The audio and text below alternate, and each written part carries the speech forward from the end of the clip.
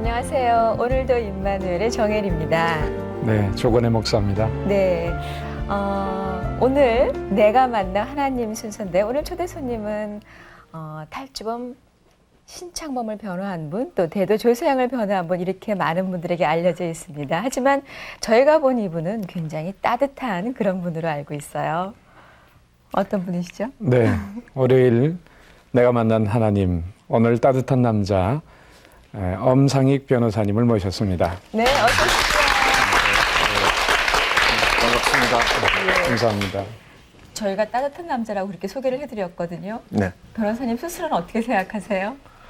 글쎄요. 저는 맨날 내가 어떤 사람인가 모르고 헷갈리고 실망스럽고 그런 사람입니다. 왜 네. 실망스럽다고 그런 표현을 쓰시는지 모르겠네요. 예를 들어서 내가 하고자 하는 것보다는 안 되는 게 많고 이랬으면 좋겠다. 예를 들어서 변호하는데 저 사람이 앞으로 이렇게 나하고 친하게 지내고 착하게 했으면 좋겠다 하는데 되는 일보다 안 되는 일이 다 많거든요. 네. 그럼 결국 거기서 제가 느끼는 거는 역시 나는 안 되는 사람이야. 남한테 진정으로 사랑도 제대로 못 주고 통하지도 못하고 나는 좀 힘든 사람 아닌가. 그렇게 스스로에 대해서 실망할 때가 사실은 대부분입니다. 그러세요. 예. 변호사님을 잘 모르시는 분들은 변호사님께서 이런 얘기를 하시면은 아니 변호사고 유능한 사람이라고 우리는 알고 있는데 본인은 또 왜 저렇게 말씀을 하시나 그런 생각을 하실 것 같은데 네. 사랑을 덜 줬구나 덜 통했구나 그것 때문에 가슴이 참 아프다고 그렇게 말씀하시는 것 예, 같아요. 제가 이렇게 추구하는 게요. 예. 제가 변호를 맡은 사람들이 대개 어떤 잘못을 한 분들 아닙니까? 네. 그런데 그 죄는 밉지만은 인간은 통해야 됩니다. 네. 근데 그 통한다는 게 말로만 되겠습니까? 네. 제 경우는 처음 만나는 순간은 아무 말도 안 하고 상대방 눈을 한참 보거든요. 상대방 눈을 이렇게 보다 보면은 가슴으로 어떤 사람은 찡하게 통하는 사람이 있고 어떤 사람은 눈동자가 수시로다가 왔다 갔다 하면서 내가 저 사람을 이용해서 어떻게 조금이라도 풀려날 수 있을까 하는 네. 그런 분도 있고 네. 여러 가지 종류인데 제 경우는 변호사의 하나의 선택권이라 그러면은 네. 정말 가슴이 찡하게 통하고 그 인간을 죄는 밉지만은 인간을 사랑할 수 있어야 한마디라도 저 사람을 살려주십시오 하루라도 깎아주십시오 하지 그게 단절된 상태에서 말하는 건 죽은 말이거든요. 이럴 때 보면은 현실로 보면은 정말 이렇게 찡하게 통하는 경우가 매번은 아니고 그럴 때마다 반성합니다. 네. 내가 너무 찬 사람이야. 내가 저 입장을 저 사이클을 안 맞춰봤기 때문에 나는 좀 안 되는 놈이야. 그렇게 실망할 네. 때가 사실 대부분입니다. 엄 변호사님이 특히 좀 어려운 분들에게 관심을 또 사랑을 많이 이렇게 보이고 계시는데 어려서 자라시면서 그런 관련된 그런 스토리가 있으신지요? 어떤 그런 사람들을 좀 도울 수 있는 마음을 갖게 된 배경이나 과정이 있으신지요? 예. 제 경우는 어려서 그 환경이 상당히 좀 부모님이 키우실 때 너는 그 부잣집이나 그 잘난 사람하고는 달라. 우리 집은 없는 사람이고 힘든 집이기 때문에 소위 말하면 지 주제를 알고 살아야 나중에 그게 없지 똑같이 뱁새가 황새 따라가면은 안 돼 하는 그런 교육을 많이 받았습니다. 네. 그래서 살다 보니까는 정말 부모님의 트레이닝이라 그럴까요? 운동화 하나도 이게 떨어지고 아주 못 쓰게 되기까지는 안 사주시고요. 네. 또 이 가방 같은 것도 철사로 막 꿰뚫어서 2번, 3번, 4번 하기 전까지는 안 해주시고 제 경우는 그런 걸 많이 받았습니다. 네. 아주 심한 경우는 국민학교 지금으로 치면 초등학교죠. 4학년 때인데 버스 값은 5원이고 그 당시 전차가 있었습니다. 전차 값은 2원 50전인데 광화문에서 신설동으로 가는데 1월 달이었습니다. 아주 추운데 전차를 기다리게 하시는 거예요. 그래서 엄마 빨리 버스 타고 빨리 집에 갑시다 했더니 그 자리에서 뭐라 그러시냐면은 엄마나 너는 없는 집 자식이야.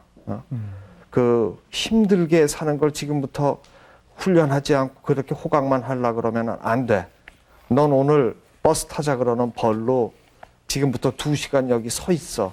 그래서 1월 달에 한 2시간 반을 그 영하 한 10도 되는데 서 있었습니다. 네. 그러고 이제 전차를 어머니도 같이 서셨죠. 타고 갔는데 제 경우는 한쪽으로 서럽더라고요. 다른 그렇죠. 애들은 아버지가 자가용으로도 태워주고 그런데 그 버스를 타고 가자 그러는데 그게 내가 어린 시절이지만 뭘 그렇게 잘못했을까.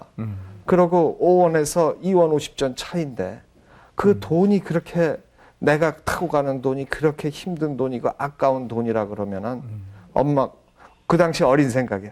어머니가 아깝고 나를 그렇게 고생시켜야 되는 돈이라 그럼 나 다음부터는 전차도 안 타고 갈 거야. 네. 그래서 그다음에 제가 한번 기억한 거는 어렸을 적에 깡통을 집에 마당에다 묻어놓고요. 걸어왔어요. 걸어다녔어요. 타시고? 예. 한 번 걸어올 때마다 땡그랑 그러고 하나 백동전이 예. 쌓이고 또 쌓이고 그러다 보니까 나중에 이게 꽉 찼는데 네. 어머니한테 걸려버렸거든요. 그러니까 놀라실 거 아닙니까? 그렇죠. 이거 도둑질이라도 하지 않았나. 그래가지고 너 이거 어디서 났어? 그러길래 어머니가 전차 타고 댕기라 그랬잖아요. 버스 타지 말고. 내 전차도 그럼 안 타요. 그래서 댕겼어요. 그때 그런 얘기를 들은 어머님 심정이 좀 어땠을까요? 그렇죠. 좀 굉장히 힘드셨을 텐데. 어머니가 우시더라고요. 네. 네. 그래서 제가 그때 어머니 교육도 받고 느낀 거는 그 반에서 보면은 국민학교 때도 그 잘 사는 집 애들 네. 그건 점심시간에 샌드위치도 해오고 또 그 우유도 가져오고 선생님한테 따라주고 그 샌드위치를 뜯어서 주위에 말 잘 듣는 애들한테 이렇게 주고 그럴 때 제 경우는 참 그 부잣집 애들이 그런 걸 가져오면은 먹고 싶은데 네. 그 먹고 싶은 것 때문에 마음에 없는 옆에 가서 그 비위를 맞춘다든가 부안으로 친한 해주고 척하고. 그거는 싫더라고요. 예. 네. 그래가지고 구석에서 이제 먹고 싶은 것도 이제 참고 그러면서 그 살아온 과정에서 지금도 생각하는 게 그 부모님이 교육이라 그럴까요? 지금도 이렇게 보면은 그 아주 고위 관료라든지 돈 많은 재벌집이라든지 부잣집이라든지 이런 사람이 변호를 부탁하면은 그 사람들하고는 어떤 경우에는 가슴이 찡하는 게 참 안 통할 때가 많습니다. 왜냐하면은 내가 당신을 돈을 줬으니까 요렇게 법정에서 말을 돌려주고 뭐는 빼줘 하는 그런 걸 보면 어떤 땐 굉장히 그 울분이 터지거든요. 반면에 나는 정말 우리 집은 돈도 없고 백도 없습니다. 나는 그렇다고 뭐 잘한 것도 없고 잘못했습니다. 내가 정말 죽일 놈이죠 하는 사람을 보면은 그 순간은 그 가슴이 찡하게 오는 게 그래 네가 나야. 너 당신은 죄인이 아니라 내가 그랬어. 나도 우린 같아. 그런 생각이 들면서 이 정서적으로 이렇게 느낌이 오고 네. 네. 그게 아마 그 어렸을 적에 그런 동기들이 진짜로 그 어떤 가슴으로 하는 변호 그런 게 되지 않았을까 생각이 듭니다. 특히 어린 마음에 너무 좀 가난해서 부자 친구들 이런 모습 보면은 그런 부분들이 좀 이렇게 좀 어떻게 보면 심하면 적개심 같은 마음도 들 수가 있을 텐데 어렸을 때 그런 마음들을 어떻게 이렇게 극복을 좀 하실 수 있었는지 궁금하네요. 예, 제 경우는 어머니가 그 편물점을 하셨거든요. 편물점요? 예. 그 옛날에 소위 말하면 집에서 이제 이렇게 가로로 짜는 짜는 거. 네. 예. 그거 하나 짜면은 임가공으로 얼마 받고 네. 얼마 받고 아버지는 그 봉급 생활 가난한 봉급 생활 하시고 그게 모자라서 어머니가 집에 그거 하시면은 제가 옆에서 시장에서 털실 사오시면 거기다 초도 바르고 깡통에 그것도 감고 그래가지고 어머니 하는 거 돕고 그랬었거든요. 네. 그런데 그 대신 제가 한쪽으로는 어머니의 신앙 비슷하게 돼가지고요. 나는 이렇게 살지만은 엄마는 가난한 집에 태어나서 시집 와가지고 이렇게 가난하게 살지만 하나나 너는 같이 이렇게 하더라도 너는 공부를 좀 했으면 좋겠어. 그런 데서 애지만은 어떤 자극, 내 엄마를 위해서는 그래도 좀 뭔가 좀 해줘야겠다. 그래가지고 그 옆에서 교과서가 나오면 이제 교과서 외우고, 뭐 전과 외우고, 수련장 하고, 그 당시로서는 제가 특별한 취미는 없지요. 네. 어머니 옆에서 또 그게 재밌었어요. 그게 학교에서 선생님이 교과서 주면은 이 교과서를 어떻게 하면 완벽하게 외워서 백지에 네. 이거를 다 할까? 네. 또 그걸 다 하고 나면 전과를 어떻게 외울까?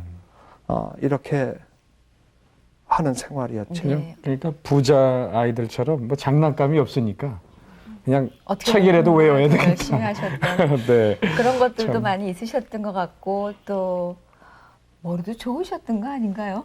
그러게 말이에요. 공부도 굉장히 잘하셨던 것 같아요. 아닙니다. 저 어려서부터 제 나름대로는 예. 그때도 보면은 그 학교를 가면은요.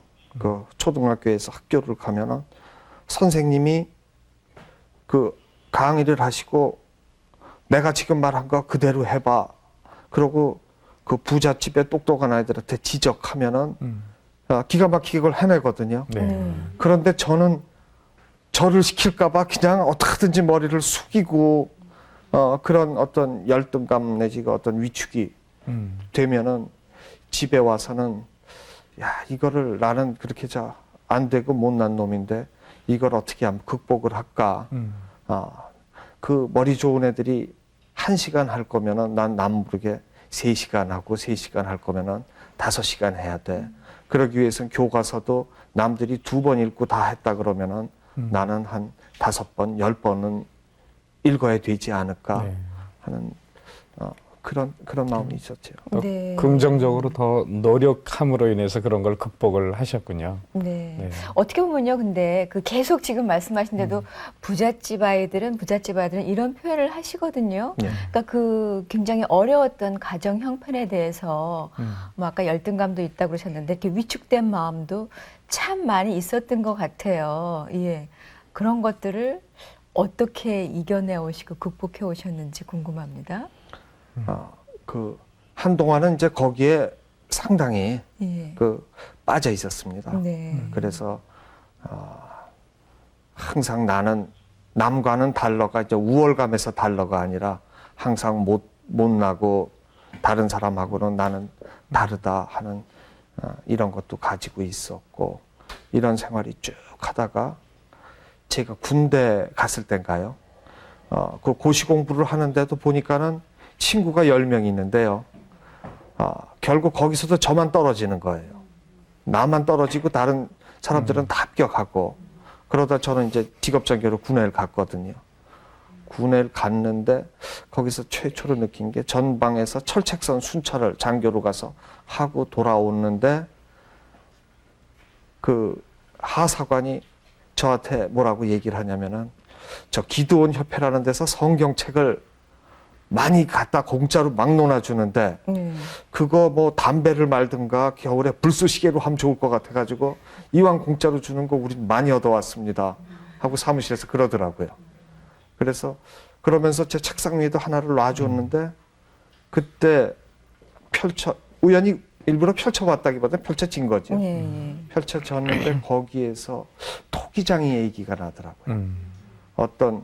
그때는 믿지 않는 하나님이었지만은 어떤 주인이 있어서 네. 그 용도에 따라서 요거는 그 막그릇으로도 만들고 요거는 좋은 그릇으로도 만드는데 그 그릇들은 그거를 불평할 이유가 없고 자기를 만들어준 사람에 대해서 이유가 없고 자기 용도대로 열심히 하면 되겠구나. 네. 그 힘들면서도 항상 마음속으로는 반대 아니겠습니까, 인간이? 나는 열등감이 있고 힘들지만은 그 인정하는 게 아니라 반대로 가고 싶은 데서 어떤 갈등도 나오고 증오도 나오는데 군에 장교로 가서 그 우연히 그걸 본 순간에 그래 내가 아쉽고 못났지만은 내가 그런 작은 그릇이고 험하게 쓰는 그릇이면은 전방에서 이런 순찰이라도 열심히 하는 그런 장교로서 또는 내가 어떤 일을 맡든지 거기에 순응하는 거 그냥 그럴 네. 수밖에 없지 않고 그런 뜻이 있지 않은가 하는 식으로 네. 요게 열버지기 없어진 게 아니라 열버진 그 계기가 비로소. 됐습니다. 예. 그때는 이미 청년기잖아요. 네, 그렇죠. 예. 그 어린 시절에 그 어머님도 많이 좀 힘드셨을 것 같은데요. 이런저런 환경이 어려우셨으니까 예. 어머님이 우리 자식에게 거는 기대가 있었을 텐데 학교를 이렇게 한번 국민학교 시절에 옮겼다는 그런 얘기를 들었는데 그때의 어떤 또 새로운 환경이나 이런 걸 접할 때 느끼셨던 그런 건 무엇인지요? 제 경우는 아주 지금 청소년 범죄를 다루다 보면은 참 쟤는 나갔다 그렇게 느낄 때가 많거든요. 네. 제가 맨 처음에는 어머니 순진할 때는 어머니 뜻에 따라서 이제 열심히 옆에서 공부하는 거야 해가지고 공부를 해가지고 당시로서는 인류학교를 갔거든요. 네. 인류학교를 갔는데 가봐도 그게 아닌 거예요.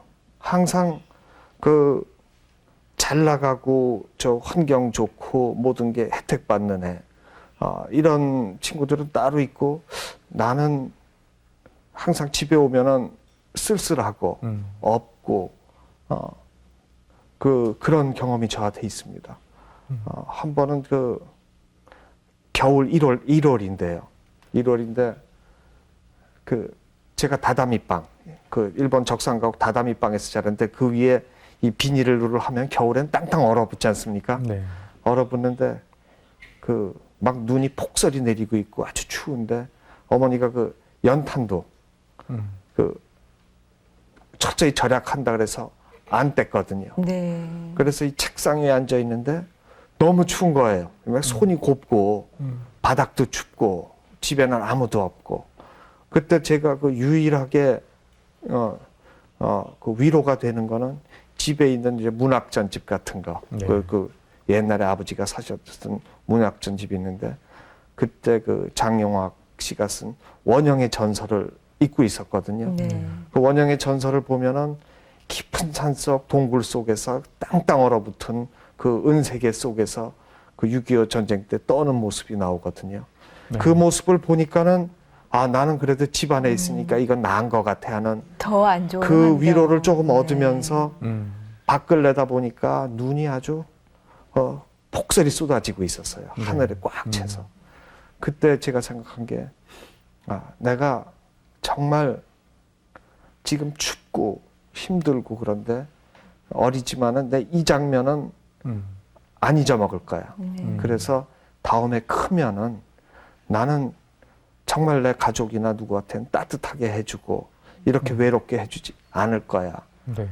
제가 그때 이 장면, 그러니까 그 삶에 있어서 애지만은 이 장면은 절대로 나 안 잊어먹을 거야 하고 그때 스스로 막 각인을 시켰거든요. 예. 그래서 지금도 이제 그게 기억나가지고요. 사무실에서 겨울에 그 기름에 낀다고 직원들이 그 난로를 안 틀면은 덥더라도 막 틀어. 그러고 이거는 나의 어떤 하나의 그 한이야. 그 스크리지 영감에서 나오는 그 네. 추운 서기처럼 네. 난 그거 안 둘래. 그렇게 그 하면서 네. 또 생활을 그 지냈죠. 어려서 굉장히 그 춥고 가난하고 한 그런 부분을 더 어렵고 더 고통스러운 그 어떤 지금 이야기, 일하시는 거하고 그런 예. 소설이나 또 그런 장면을 보면서 또 이겨내시는 그런 마음 참 있었다고 네. 이렇게 보여지고요. 지금 네. 애들한테 얘기해 주고 싶은 게 딱 있는데요. 예, 예. 네. 그때 제가 그 하나의 반발이 일었습니다. 그러면서 공부는 잘해서 뭐해? 여태까지 그래서 학교에서 제가 어떤 일을 했냐면은 이제부터 한번 거꾸로 어머니 말 거꾸로 한번 가보자. 거꾸로 가보자. 그렇게 열심히 하시다가 예. 그래서 왜 1등을 하고 왜 앞서가 그걸 하려고 애써야 되는 거야. 이제부터 나는 한번 어디까지 밑으로 가는지 정말 안 해봐야겠어. 그래서 그 다음 날부터는 그런 마음을 먹고 그 다음부터는 교과서 안 가져가기 가방 속에. 그 다음에 노트 하나도 안 하기, 아예 안 가져가기. 그리고 선생님이 뭐라는 소리를 들어도 나는 귀 막고 있기. 그렇게 저 마음을 먹었어요. 그게 그러니까 국민학교 시절입니까? 아니면 중학교로? 중학교로. 네. 네. 그렇게, 중학교도 인류중학이라는 경기중학을 간 걸로 알고 있는데. 예, 그 어머니의 그 어떤 소망대로 네. 그 인류를 가야 돼, 1등을 해야 돼. 그러니까 어머님이 어려우셨으니까 어떤 그 자식에게 거는 기대가 그렇죠. 굉장히 컸는데 예. 경기중학을 들어가셨으니 굉장히 그 기대감에 그럼요. 부응을 했을 네. 텐데 반대로 그러면 가고 더 열심히 싶었고. 하셔야 되는데 어떻게 또 반대로 가는 그런 그 당시 마음으로. 생각으로는요. 네. 이 세상이라는 게 그 지금도 마찬가지지만 사람마다 다 식견이 좁지 않습니까? 그 어머니 말씀은 요 열심히 해서 한 단계만 뛰면은 너는 편할 것 같은데 그 한 단계를 뛰어가 봐니까 나는 더 나락으로 빠진 기분이고 소용이 없더라고요. 네. 그래서 힘만 들고 괜히 그동안 힘만 들었다는 생각 들고 그래서 한번 이제 싫어 안 해. 그 어머니 말도 그 거짓말이야 하고 이제 바닥으로 내려가 보기로 하고 그 결심을 했거든요. 그게 됐어요? 돼요? 그래서 안 했죠 뭐. 그 안 듣고 안 쓰고 교과서도 안 가져가고 그러고 학교 가도 그 한 2시간쯤 되다가 나 공부하기 싫으면은 나와가지고 담 넘어서 딴 데 가버리고 그렇게 그때만 봤으면 문제 청소년 엄상이 이렇게 얘기를 했겠네요. 글쎄 사람들이. 말이에요. 완전히 문제한데요. 문제 청소년이 아니라 제가 겪은 거로는 그 형벌로 따짐 어른 사회 거의 뭐 징역형에 해당하는 것처럼 그때 제가 무기정학도 받았습니다. 예. 그런데도 변호사님 뭐, 계십니다. 네. 아니 특별히 그렇게 공부를 아예 안 해야 되겠다 이렇게 마음 먹은 좀 계기가 있었습니까? 그러니까 어떤 부모 말이나 내가 생각했던 대로 이렇게 가다가 네. 내 보기에는 그 말 들은 그 결과가 네. 결과나 삶의 그 목표가 어떤 벽에 부딪혀다 그럴 때 벽에 예. 그 환경적으로 그걸 애래도 느꼈지 않습니까? 네. 벽에 부딪혔을 때 소용없어 해서 뭐해? 이 세상엔 되는 사람 되는 집 따로 있고 안 되는 집 따로 있는데 해서 뭐해 하는 속에 그런 어떤 그것 때문에 그런 식으로 갔는데 네. 그러다 아주 심한 결과를 맞이했습니다. 네요. 어떤 결과를 맞이했냐면 공부는 안 하고 그렇게 놀다 보니까는 그 어떤 애하고 싸움이 붙었거든요. 네. 환경이 좋은 집 아이하고 예. 싸움이 붙었는데 내 나름대로 그 싸움이 붙다가 제가 많이 다쳤어요. 그 요새도 학교에 폭력이 많은데 그 학교 폭력의 그 시초 피해자라고 저도 알 수 있거든요. 주먹으로 싸우다가 돌아서 가지고 걸어가다가 칼을 맞았는데 한 32바늘 정도 꼬맸거든요. 32바늘을 꼬매고 그걸로 이제 무기정학을 받고 네. 집에서 쉬고 있는데 그때도 지금이랑 큰 어떤 본질적인 문제 차이는 없는 것 같아요. 그때 학교에서 보면은 학생 처벌하는 과정이 검사가 되는 선생님이 있고 변호사가 되는 선생님이 있고 일반 선생님들은 배심원이 되고 교장 선생님이 재판장이 되거든요. 그래가지고 이 무기정학이냐 유기정학이면 며칠을 하느냐. 그래가지고 제가 거기서 무기정학 결정이 일단은 제가 단순 피해자입니다 사실은. 무기정학을 맞고 네. 집에서 쉬고 있는데 그때 이미 형 집행을 한번 받으셨네요. 그렇죠. 받고 있는데 어느 날 아는 선생님이 찾아오셨어요. 네. 아는 선생님이 찾아오셨는데 양심선언 비슷한 걸 하시더라고요. 야, 내가 정말 선생으로서 할 짓을 해서는 안 할 짓을 했는데 미안하다. 그러면서 애인 저를 잡아놓고 사실 그 부잣집 앞에서 그 저쪽 너를 칼로 자른 그 집안에서 학교 전체 선생님이 식사도 제공받고 양복도 하나씩 받았다. 그 담임 선생은 더 받았지만 나도 선생으로서 이거를 그 자리에서 받았는데 너한테는 정말 잘못한 것 같다. 어른으로서 정말 힘든 사실 예, 고백을 와서 하신 네. 거네요. 거기서 이렇게 제가 느끼는 게 일단은 그 그때는 법은 안 하고 애지만 일단은 나는 피해자고 저쪽은 가해자인데 이게 일단 내가 그 전에 잘못하고 뭐 행실이 바르지 못한 건 있지만 그게 어떤 핑계로 돼가지고 그거는 나를 나쁘게 하는 요소로 작용하고 그렇죠. 이래서 똑같이 어떤 그 선상에 올려놔서 처벌을 하고 그 뒤에 어떤 뇌물성이 있다는 거. 네. 그거에 대해서는 그 굉장한 또 어떤 그 아픔이 오더라고요. 그래서 제 경우는 이게 공부 안 하고 바닥까지 간 결과는 내가 잘못하지 억울하더라도 넌 그런 놈이야 하고 아예 그렇게 매도되고 하는 게 또 이게 어떤 삶의 또 한 면이구나. 요새 그 현실도 보면은 그 보통 사람이 유리 남의 집에 한 장 깨면은 용서받고 문제도 안 되죠. 그런데 전과자가 남의 집 유리문 탁 깨면은 너는 원래부터 기질이 그래. 손괴죄로 들어갈 수 있거든요. 그 어렸을 적에 제가 느낀 어떤 유도 이제 그런 거였습니다. 네. 그래서 그때 이제 내가 제일 바닥까지 갔는데 그 60명 중에서 55등 했으니까 바닥까지 간 거죠. 그래도 5명 더 있었네요. 근데 그 더 밑으로 가려고 그랬는데도 안 돼요? 그 나머지 5명은 양보를 안 되죠. 하더라고요. 그래서 예. 갔다가 다시 해야겠구나. 예, 그렇게 예. 생각하는데 요새 대학 입시 때문에 고민하는 애들을 내가 진짜 압니다. 네. 이게 떨어지기는 쉬운데요. 이제부터 공부하자 마음을 먹었는데 공부하자 마음을 먹으니까는 들으려고 하니까 이 선생님의 목소리는 외국인이고 우주인 안 소리예요. 들리는 무슨 소리를 하는지 모르고 영어 단어도 모르겠고 수학은 뭐 전혀 모르겠고 정말 그 새로운 어떤 그 벽에 정말 예. 근본적인 벽에 부딪혔습니다. 네. 네. 그때 참 어린 나이에도 계속 끊임없이 어떻게 보면은 그 가진 사람 아니면 특권 계층에 대한 그런 거에 대해서 증오심 같은 게 밑바닥에 쭉 깔려져 있었거든요. 근데 아까 말씀하시기에 청소년들에게 제가 이 말은 꼭 해드리고 싶습니다 하시면서 나온 게 바닥까지 내려갔던 얘기를 해주셨어요. 예. 그걸 통해서 아이들에게 어떤 얘기를 해주신 겁니까? 제가 꼭 그 아이들한테 해주고 네네. 싶은 게 네. 내가 정말 좌절하는 순간이 있거든요. 예. 애로서 나는 공부 이제 더 이상 해도 안 돼. 한없이 안 돼.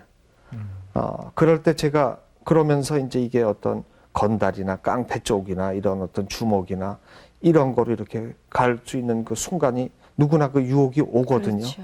저한테도 이제 그때 자퇴하고 이제 그렇게 가려는 간 친구도 있고 그런 순간이 있는데 네. 그때 저는 그 생각한 게요. 그래.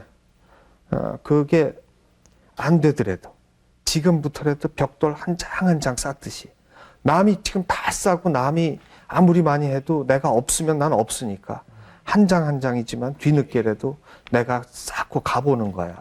내가 남 보고 사는 게 아니고 친구하고 비교해서 사는 게 아니고 못났지만 나는 나야. 그렇지만 내가 나쁜 길이나 무슨 이 깡패나 건달 그쪽으로는 안 가. 하면서 그 어떤 방향을 턴하는 강한 자기 의식. 요게 그 어떤 문제 학생이나 이런 경우를 보면은 그 선택의 시간이 있거든요. 네. 애건 어른이건.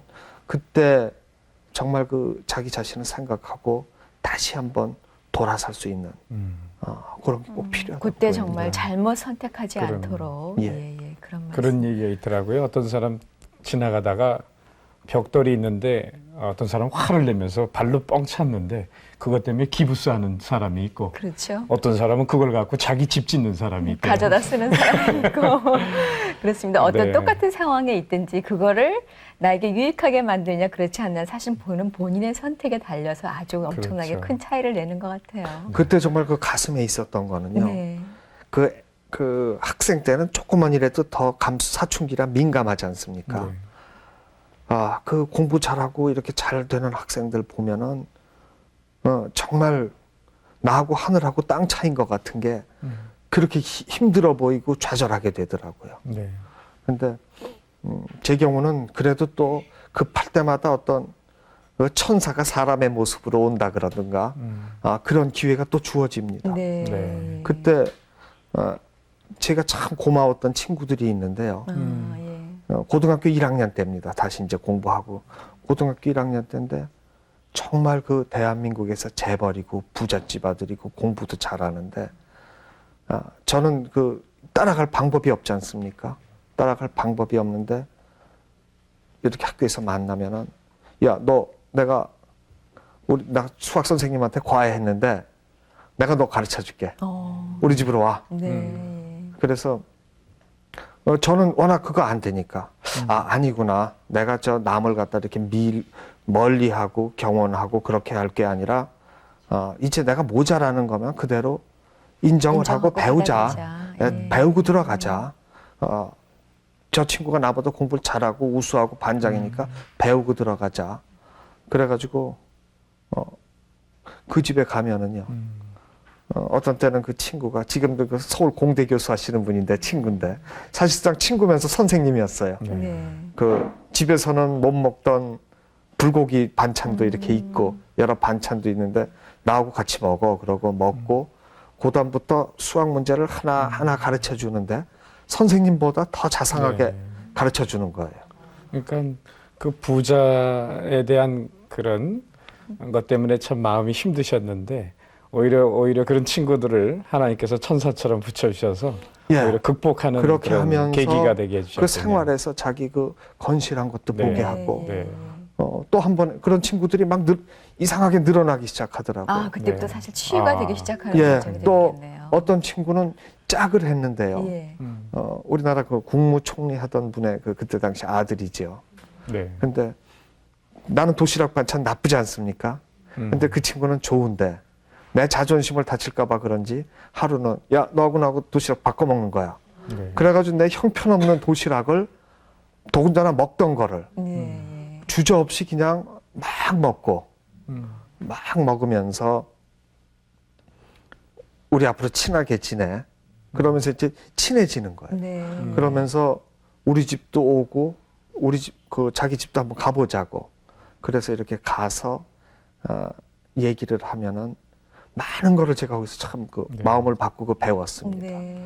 나보고 하는 얘기가 그때는 어릴 때 서로 그 감정을 솔직히 얘기할 거 아니겠습니까? 그렇죠. 근데 거기서 얘기하는 게 너 우리 아버지가 장관했다고 부자라고 맨날 어려서부터 우리는 형편없는 사람으로 생각하는데 그게 아니야.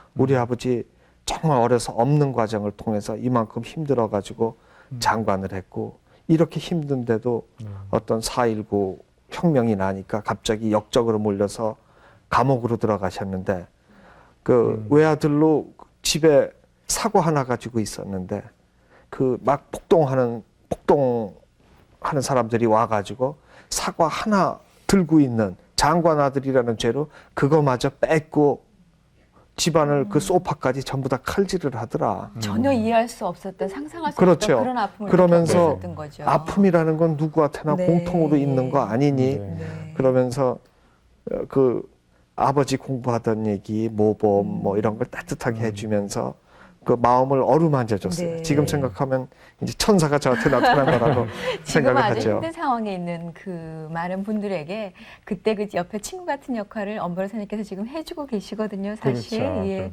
네. 그러면 그 하나님과의 관계는 아까 그 토기장이 나왔던 그 성경을 보면서부터 시작이 된 겁니까, 사실적으로? 하나님한테 제가 이제 고등학교 때, 네. 중학교 때, 고등학교 때 제가 정말 그 갈구한 건 있습니다. 좀 가끔가다 이렇게 교회 가는 아이들을 보고 또 그 교회 학생반에서 따뜻하게 움직이는 걸 멀리서 보면은 마음속으로 막 가고 싶어요. 네. 근데 그런 천국 같은 세계는 나 같은 불량 학생하고는 다른 나라 같아요. 교회에는 모범생만 모이고 착한 사람만 모이는데 나는 착하지도 못하고 근데 속으로는 갈구하고 있는 거죠. 네. 그러다가 그 어떤 정말 그 절실한 거는 나중에 한참 나중에 제가 만나 뵀습니다. 네. 그 이제 고등학교를 또 졸업을 하고 또 그런 여러 가지 좋은 친구들도 있었고 또 학교 다니면서 참 어려움도 많으셨는데 법대에 또 이렇게 들어가시게 되고 또 이제 고시를 보는데 합격하기까지 또 여러 가지 좀 어려움은 혹시 없으셨는지 어떤 일들이 있으셨는지요? 그러니까 제가 느끼는 그 하나님은 네. 그런 삐뚤어진 인간은 어떤 일을 시키려도 치유부터 해놓고 어떤 역할을 주시는 것 같아요. 네. 그런 과정에서 이렇게 잘하니까는 법대 지망이라는 게 사실은 굉장히 불순한 겁니다. 어떤 권력욕. 판단하려고. 나도 다음에 무슨 권력을 잡아가지고 예. 니네들 한번 눌러볼 거야. 나도 한번 잘 살아보고 이름도 얻어볼 거야. 그래가지고 제가 법대를 가가지고 나는 모든 걸 포기하고 일찍 공부하겠어. 네. 그래가지고 이제 공부하기 시작했거든요. 네. 속에는 어떤 욕심이 지글지글 끓은 거죠. 그런데 이게 안 되는 거예요. 7번이나 계속 떨어지고 네. 뭘 해도 안 되는 거예요. 그러고 뭐 결혼까지 하고 했는 그 다음 과정, 그 직업장교로 있는 그 과정에서도 계속 안 되는 겁니다. 네. 계속 안 되는데 주변에 또 그 친구들 중에는 오히려 고시에 되신 분들도 있을 오히려 텐데. 그 순수하고 자기 공부에 성실한 친구들은 네. 뒤늦게 했어도 하나하나 다 합격하는데 네. 제 친구 그룹이 10명이거든요. 네. 하나하나 합격을 하는데 마지막에 저만 안 되더라고요. 나는 제일 먼저 시작하고 더 욕망이 강하고 갈구했는데도 안 되더라고요. 그래서 마지막에는 친구들은 전부 다 뭐 판사, 검사 뭐 이런 식으로 다 내가 갈구하던 자리를 다 차지하고 네. 저는 거기서 혼자 또 내동댕이 쳐가지고 어떤 그 직업장교로 전방에 있었거든요. 네. 근데 한 번은 친구들이 또 의리로다가 전방을 놀러 왔습니다. 놀러 와가지고 저는 막 허세를 부렸죠. 야, 이 전방도 좋은 거야. 나 이만큼 잘 살고 있어 하고 막 허세를 부리는데 그 허세를 부리고 간 다음에 친구들한테 소포가 왔어요. 네. 소포가 왔는데 편지가 너 가서 봤는데 눈에 허세를 막 부리는 거 우리들 다 알아. 근데 아는 체 하면 너 자존심 상하지 않니? 예. 그래서 이 편지 쓰는 것도 참 조심해서 쓰는 건데 우리가 그동안 합격할 때 사용한 서브노트나 요약, 공책, 책, 줄까지 다 쳤어. 너 이걸로 한 번만 더 봐. 그 네. 친구들이 그렇게 마지막으로 저한테 해주는 거예요. 네. 그래서 그걸 보니까 참 천사처럼 친구들이 계속 어려울 때마다 또 나타나고 그러는데 정말 하나님이 보내주시는 귀한 친구들이 있지 그때는 않나 그런 걸 생각이 돼요. 느끼셨습니까? 저 말도 못하게 네. 내 허세가 내 거짓말이 발각됐다는 거. 음. 그러고 나는 왜 이렇게 처량할까? 남보다 먼저 의도하고 먼저 시작하고 좀 더 잘 되고 싶었는데 왜 이렇게 올까 하는 감사함보다는 이제 처절함이었죠. 네. 그런데도 그 해야겠다 한 번만 더 해야겠다. 그래가지고 이제 그때 저로서는 강하게 하나님을 만났습니다. 네. 네. 그래서 낮에는 근무하고 저녁에 와서 8시부터 공부를 해서 한 새벽 3시, 4시까지 몇 달을 더 공부하자. 이렇게 하는 과정인데 여름 어느 날 밤 2시쯤입니다. 밤하늘에 별이 총총히 떴는데요. 갑자기 서러워지는 거예요. 모든 인생이 지나온 10년 세월이 파노라마 같이 흐르면서 그 좌절하고 실패하면서 힘들고 지겨웠던 세월이 다시 돌아오면서 아주 그 처절한 감정이 가슴에 젖으면서 뭔가 의지하고 싶어요. 네. 그러니까 어떤 우리 크리스찬이 말하는 하나님이 아니라 나도 모르게 불러지는 하나님 별을 보면서 하나님 그 사람이 어떤 일을 시작했든지 끝을 못 맺으면 그게 무슨 일이든 같이 자기 그 병이 생깁니다. 제가 그동안 해왔던 거를 보니까는 권력욕, 명예욕, 남을 깔아뭉개겠다는 어떤 욕심 때문에 지금 생각해 보니까 그 원인이 거기 있는데 그런 놈은 안 되는 게 당연합니다. 네, 이제는 알았습니다. 네. 저 판사, 검사, 뭐 이런 법조인 안 할랍니다. 제발 한 번만 합격시켜 주십시오. 제가 이 병을 고치게 하면은 그다음부터는 연탄 수레를 끌더라도 평생 어떤 직종에 종사하든지 간에 감사할 겁니다. 네. 제발 한 번만 붙여주세요. 그러면은 제가 교회도 나갈게요. 네. 교회도 그런 나가고 고백도. 열심히 나가고 하여튼 내 저 하나님한테 지금 합격만 시켜주면은 네. 내 그 이상 대가를 치르랍니다. 내 치사한 놈 아닙니다. 나 교회 뼈대까지 안 나가고 남들이 뭐라 그럼 전도한다 그럼 당신이나 천당가 그랬지만 내 정말 약속은 지킵니다.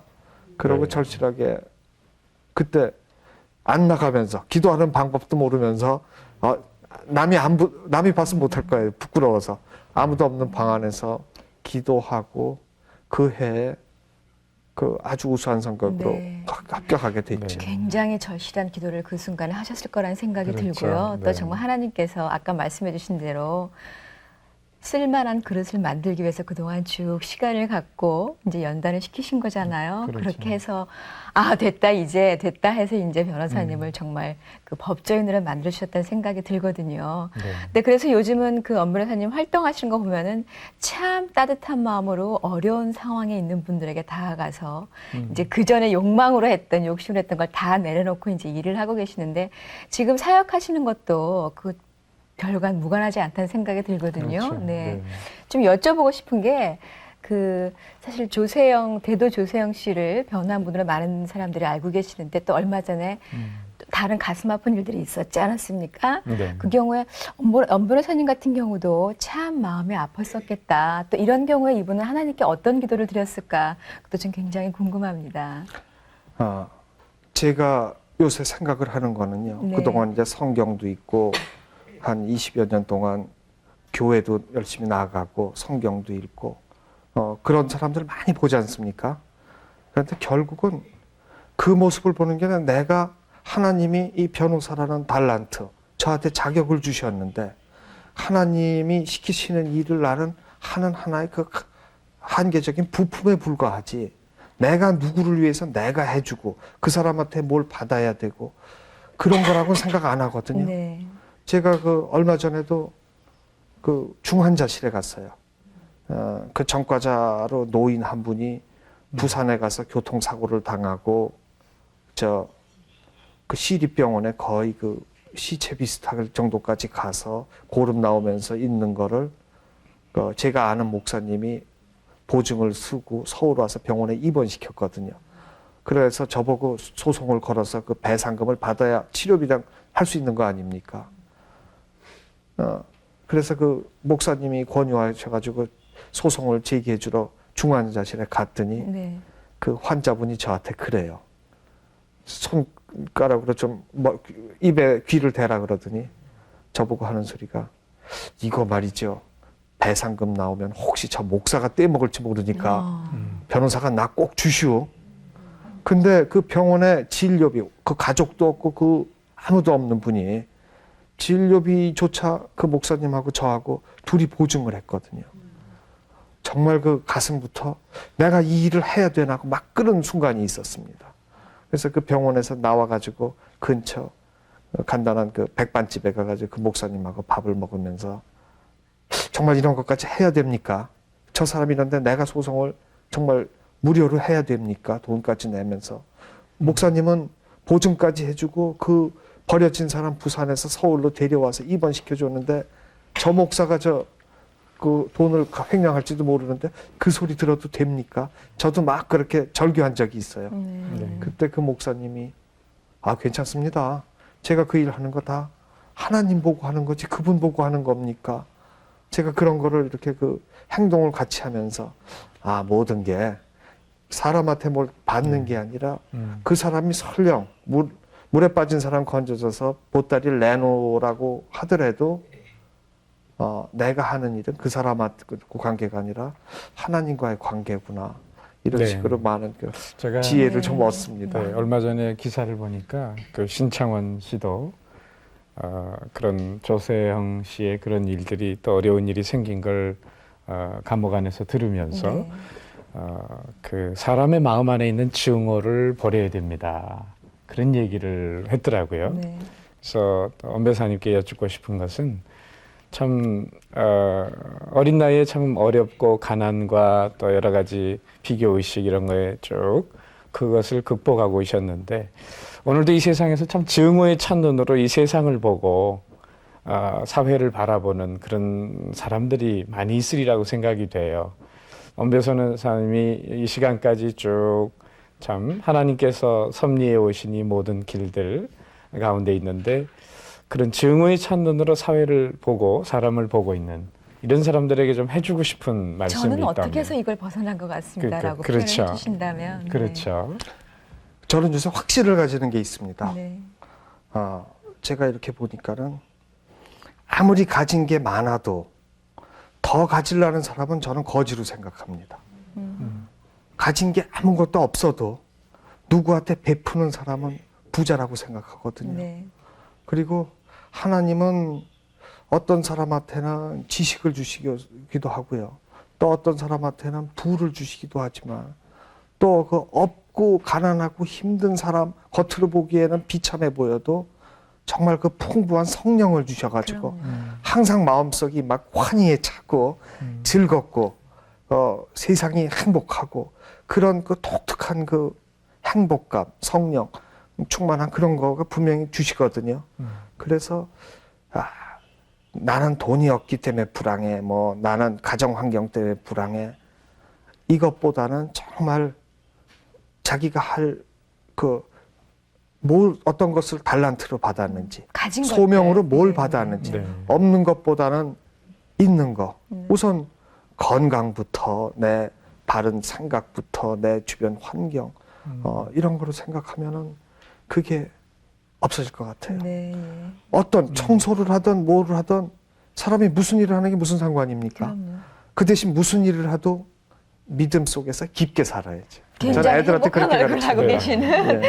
엄상희 변호사님의 네. 고백인데 그랬어요. 저희가 초반에 얘기 들을 때는 어머, 엄 변호사님이 저렇게 힘든 날들이 있었고 가진 사람들에 대해서 계층 간의 그런 증오의식을 저렇게 많이 갖고 계셨구나 그런 네. 생각이 들었는데 지금은 전혀 그런 모습이 아닌 걸 보면은 분명히 네. 그 하늘의 평안을 얻은 분이 정말 그분께 의뢰하는 그분의 그 손길을 잡았기 때문에 네. 이 모든 것들이 가능해지지 않았을까. 그래서 지금은 베풀고까지 가는 그런 엄 변호사님 모습이 아닌가 그런 생각이 드네요. 네. 그런 방법이 있었군요. 예. 말씀을 쭉 들으면서 그 토기장이 하나님 네. 말씀해 주셨는데 정말 이 시간까지 하나님이 엄 변호사님을 빚어 주시는 그런 과정을 통해서 또 오늘의 귀중한 귀히 쓰임 받는 그것도 그대로 그릇이 쓰시잖아요. 네. 어려웠던 시절들을. 이렇게 되신 것 네. 같아요. 그래서 참 여러 사람들이 자기 모양대로 그릇을 이렇게 이루고 있는데 전 요새 네. 많이 싸웁니다. 어떻게 싸우냐면은요. 네. 네. 매일마다 편지가 오거든요. 예. 나는 감옥 안에서 이렇게 억울한 일을 당했습니다. 이렇게 괴롭습니다 하고 매일같이 편지가 많이 옵니다. 네. 그러면은 이제 기도를 합니다. 그 기도를 해보면은 예수님께서 이제 대답을 하시는데요. 머릿속에 들어오는 대답이. 그래, 나는 구리로 만들지도 않고 대리석이나 돌로도 안 만들었어. 나는 살로 돼 있고 핏줄로 돼 있고 나는 감옥 안에 갇혀서 지금 고문받고 고통받고 있으니까 오너라. 그래서 그런 응답이 오거든요. 그러면은 제가 그걸 듣고 이 편지 중에서 어떤 분이 다는 갈 수 없고 어떤 분이 예수님일까 해가지고 할 수 없이 선택을 합니다. 그래서 지하철 타고 또 다람쥐 택시 타고 몇 번 갈아타고 딱 가면은 그 한 번 경험인데 안양교도소에서 그 한 사람 그 어떤 조직 폭력에 부두목증 되는 사람이에요. 오래 산 사람인데 덩치도 좋은데 거기서 우통 다 벗어 보이면서 내가 이렇게 고문당했습니다. 힘듭니다. 저 교도관이 나쁜 사람입니다. 막 흥분해서 이르는 거예요. 그래서 내가 이렇게 눈을 보면서 저 예수님인가 아닌가 그러다가 이제 말이 나갔거든요. 아무리 봐도 나는 예수님이 날 불러서 왔는데 당신 어디 봐도 이 건달같이 예수님 같지가 않아. 난 그 예수님이 갇혀있다 그래가지고 와서 내 나름대로 그걸 변호하고 싶은데 당신 속에 그런 거 아무것도 없잖아. 나도 힘들게 참 몇 번 갈아타고 나도 왔는데 당신도 나한테 말하지만 나도 뭐가 있어야 될 거 아니야. 나도 정말 해주고 싶게 통하는 게 있어야 될 거 아니야. 근데 자기만 생각하고 자기 얻어맞은 것만 생각하고 자기 잘못한 건 생각 안 하고 나는 당신한테서 예수를 못 발견하겠어. 그랬더니 그 펄펄 뛰고 막 옷까지 벗던 사람이 갑자기 좀 숙연해지는 게요. 네. 변호사님 생각해 보십시오. 제가 뭐 이렇게 얻어 맞아가지고 이런 삶을 하는데 그렇게 7년이나 살았는데 언제 한번 참여할 시간이 있었겠습니까? 그런 소리를 하더라고요. 네. 그래서 네. 아, 당신보다 몇십 배 더 산 사람들도 내가 누구 해봤는데, 아, 그 사람들은 그래도 하나님 잘 찾습니다. 당신보다 5배 더 살고, 네. 그 얻어맞은 것도 몇백 배 더 맞은 사람도 정말 그 믿음이 깊은데 아닌데, 그랬더니, 아유, 네. 그죠. 제가 다시 마음 먹겠습니다. 네. 저도 한번 기도하겠습니다. 네. 그런 네. 경험을 해서 그렇게 만난 사역을 하시면서도 끊임없이 스스로 참 은혜를 많이 받으시는 그런 네. 또 복을 주시는 것 같습니다. 네. 그 법 그러면은 좀 딱딱한 분위기가 드는데 우리 엄 변호사님 생각하니까 말씀 들으니까 이 하나님이 공의와 사랑 두 가지를 가지고 계시잖아요. 네. 그런 공의를 실현하면서도 사랑으로 그것을 실현하고 있다는 엄 변호사님의 참 귀중한 간증을 네. 들었습니다. 오늘도 증오로 참 얼룩진 눈으로 이 세상을 보면서 또 어렵게 이 세상을 살아가는 그런 사람들 위해서 좀 기도하면 어떻겠습니까? 네. 우리 한번 그런 어려운 사람들을 위해서 잠시 또 엄 변호사님의 일생을 생각하면서 오늘 참 저에게 나와주셔서 내가 만난 하나님 증오로부터 벗어날 수 있었습니다라고 얘기를 해주신 엄 변호사님께 감사의 박수 다시 한번 부탁드릴게요. 고맙습니다. 감사합니다.